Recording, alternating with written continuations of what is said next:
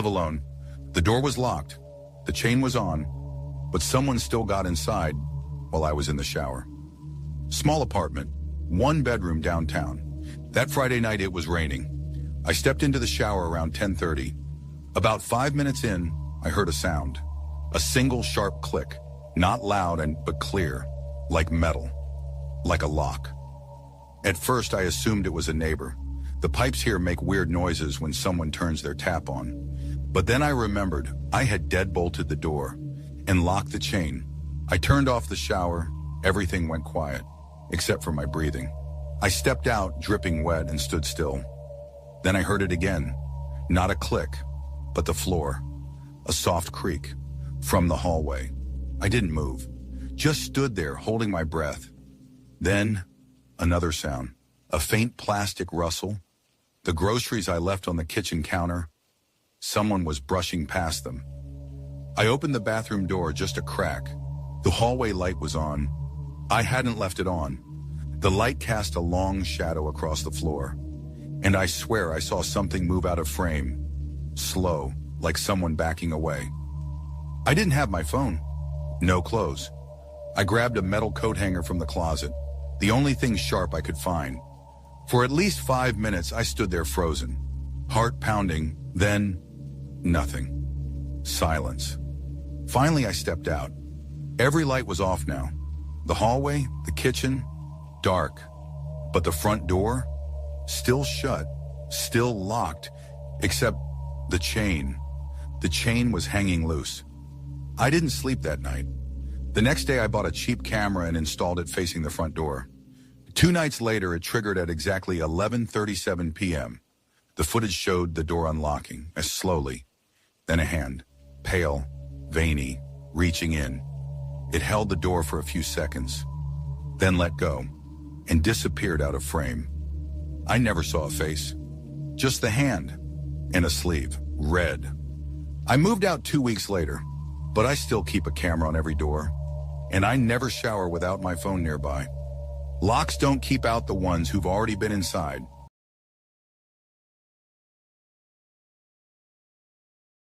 I fish alone, always have, no noise, no people, just the trees and water. But that week, someone was watching me, and each night they stood closer, until I finally saw their face, and it didn't look human.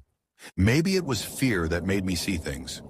But I don't think so. No music, no phone, just the trees, the water, and my line. It was raining lightly that first night, not enough to matter, just that slow, misty kind. The kind that makes everything quiet. I rented a cabin on Lake Walcott in Idaho, middle of nowhere. It was late September, too cold for tourists, too early for snow, which is exactly how I like it. The first night was quiet, campfire crackling, owls in the distance. But around 2:30 a.m. I heard footsteps, crunching along the tree line behind my cabin. I turned off the lantern, listened. They stopped too. Could have been a deer, but it felt like whoever it was didn't want to be seen. The second night I stayed on the dock longer. The lake was glass, no wind, no movement, except one thing. Across the water, maybe 200 feet away, a shape stood between 2 trees. Not walking, not hiding, just watching.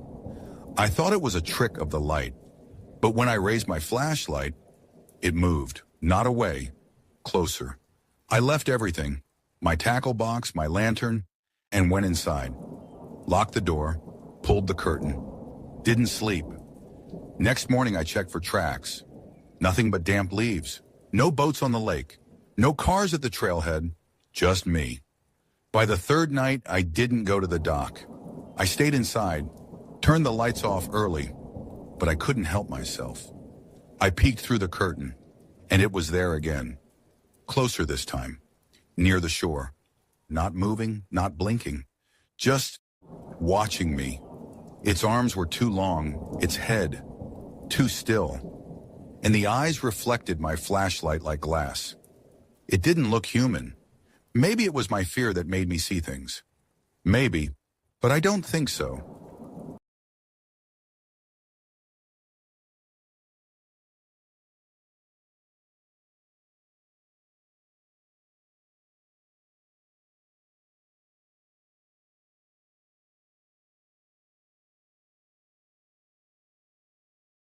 I live alone. I didn't order anything, but the man at my door knew my name, and the return address on the box was my old apartment, one I haven't lived in for 7 years.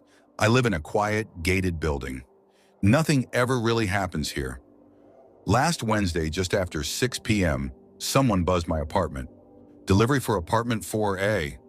I wasn't expecting anything, but before I could even answer, there was a knock at my door.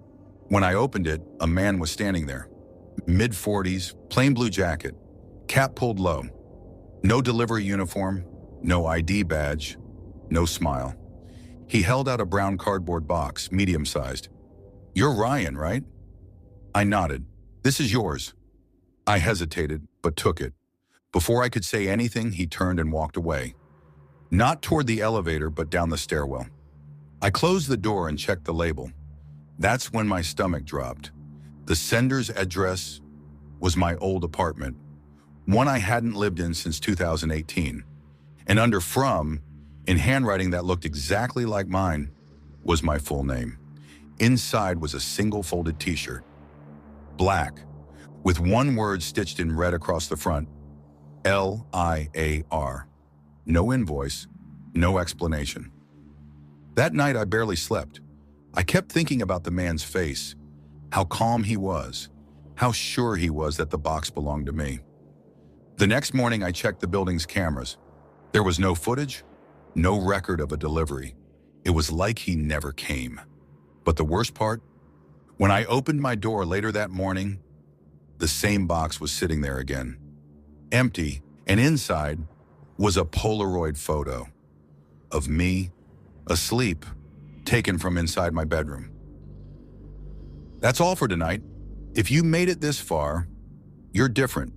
You're not just watching, you're listening. Listening to the stories most people pretend never happened. Subscribe if you haven't already. Join us. We're building something here. A place for true fear, told in the dark. And if you want even more, check out our other channels. True horror stories, or explore real nightmares. From the headlines, true crime events. Links are in the description. Like, comment, and share if you dare. And above all, stay safe. You never know who's watching or listening.